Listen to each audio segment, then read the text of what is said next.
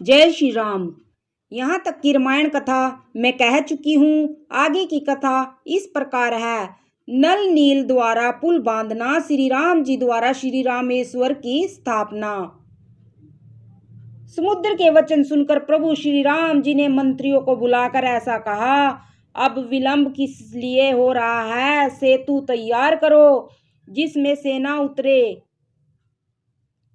जामवान ने हाथ जोड़कर कहा, हे सूर्य कुल के ध्वजा स्वरूप श्री राम जी सुनिए। हे नाथ, सेतु तो आपका नाम ही है जिस पर चढ़कर मनुष्य संसार रूपी समुद्र से पार हो जाते हैं।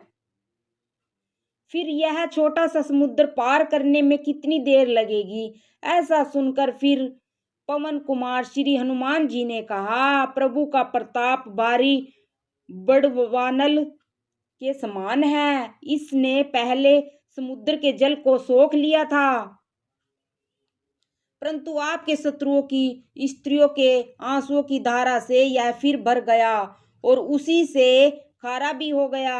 हनुमान जी की यह अत्युक्ति सुनकर वानर श्री रघुनाथ जी की ओर देखकर हर्षित हो गए। जामवन ने नल नील दोनों भाइयों को बुलाकर उन्हें सारी कथा कह सुनाई। मन में श्री राम जी के प्रताप को स्मरण करके सेतु तैयार करो, कुछ भी परिश्रम नहीं होगा।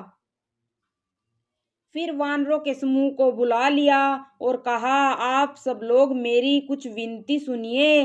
अपने हृदय में श्री राम जी के चरण कमलों को धारण कर लीजिए और सब भालू और वानर एक खेल कीजिए। विकट वानरों के समूह दौड़ जाएं और वृक्षों तथा पर्वतों के समूह को उखाड़ लाएं। यह सुनकर वानर और भालू हू हू करके और श्री रघुनाथ जी के प्रताप समूह की अथवा प्रताप के पुंज की श्री राम जी की जय पुकारते हुए चले। बहुत ऊंचे ऊंचे पर्वतों और वृक्षों को खेल की तरह ही उठा लेते हैं और ला ला कर नल नील को देते हैं। वे अच्छी तरह गढ़कर सेतु बनाते हैं। वानर बड़े पहाड़ ला ला कर देते हैं और नल नील उन्हें गेंद की तरह ले लेते हैं। सेतु की अत्यंत सुंदर रचना देखकर कृपा सिंधु श्री राम जी हंसकर वचन बोले, यह भूमि परम रमणीय और उत्तम है। इसकी असीम महिमा वर्णन नहीं की जा सकती। मैं यहाँ शिव जी की स्थापना करूंगा। मेरे हृदय में यह महान संकल्प है। श्री राम जी के वचन सुनकर वानर राज सुग्रीव ने बहुत से दूत भेजे जो सब श्रेष्ठ मुनियों को बुलाकर ले आए। शिवलिंग की स्थापना करके विधि पूर्वक उसका पूजन किया।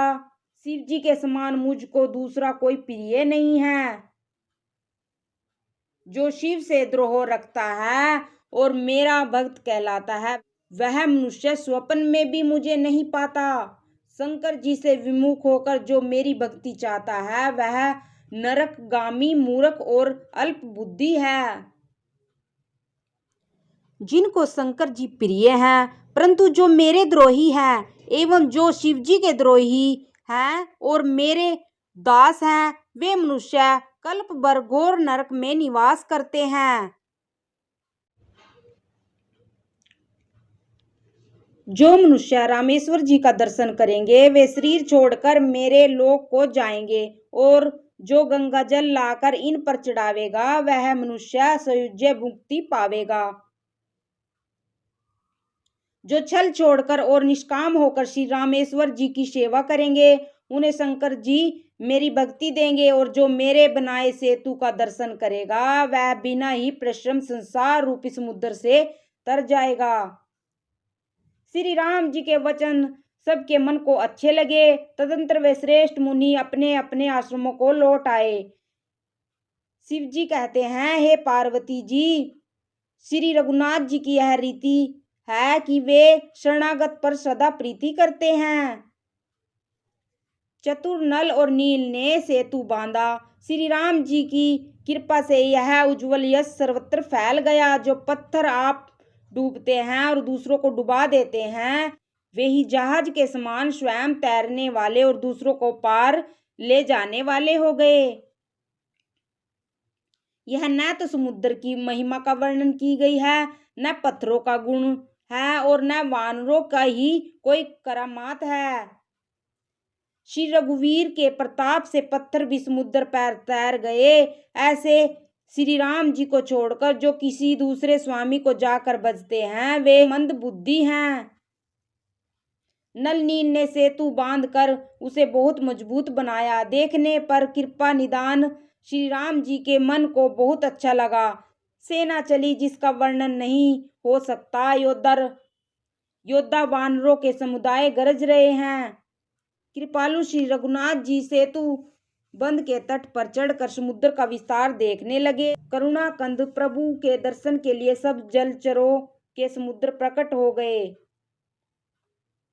बहुत तरह के मगर, नाग, मत्स्य और सर्प थे, जिनके 100 योजनों के बहुत बड़े विशाल शरीर थे। कुछ ऐसे भी जंतु थे जो उनको भी खा जाएं। किसी किसी के डर से तो वे भी डर रहे थे। वे सब वैर विरोध भूलकर प्रभु के दर्शन कर रहे हैं, हटाने से भी नहीं हटते। सबके मन हर्षित हैं, सब सुखी हो गए। उनकी आड़ के कारण जल नहीं दिखाई पड़ता। वे सब भगवान का रूप देखकर आनंद और प्रेम में मगन हो गए। प्रभु श्री रामचंद्र जी की आज्ञा पाकर सेना चली। वानर सेना की विपुलता को कौन कह सकता है। जय श्री राम।